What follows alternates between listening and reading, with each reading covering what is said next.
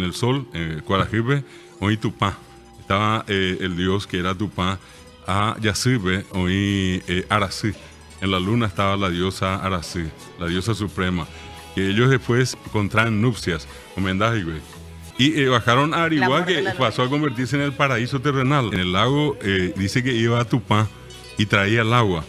Y que en algún momento se dijo que él fue el primer artesano, Tupá, y trajo la famosa arcilla. Y allí en el cerro Coisonorí, donde estaba el paraíso, donde estaba con Arasí, dice que él hace dos imágenes, mezclando el agua con la arcilla, la mejor arcilla del mundo, ¿verdad? Y allí dice que le sumó a eso la sangre del ambuá.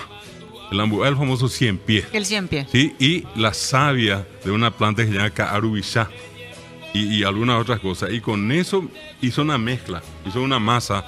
Y cuando ya terminó de hacer la masa, entonces hizo dos figuras, la de un varón y la de una mujer. Y dice que puso ambas imágenes hechas de arcilla al sol.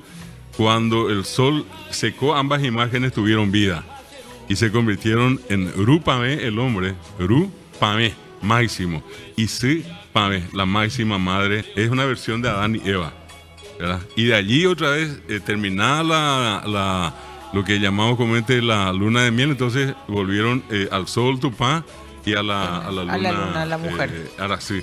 Y les deja acá a los dos hijos que después se multiplicaron.